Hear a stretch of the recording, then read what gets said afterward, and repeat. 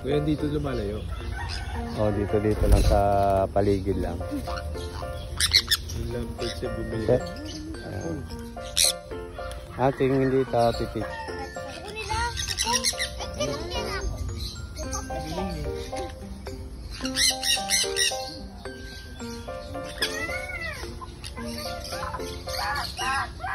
Ibigyan na, nakabaliktad. Nakabaliktad na.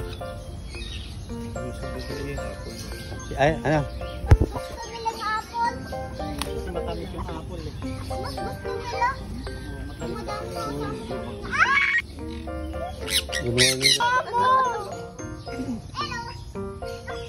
Para kasing maraming pasalubong si ate sa kanila. Oh.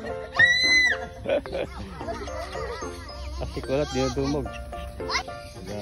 Kasi meron ko bumili kasi yung mga lovebirds eh. 3 months na yan. Hirap. Ito ko yun. Pagka meron kang handfeed.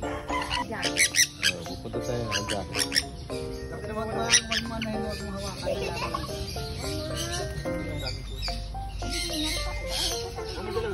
Lahat.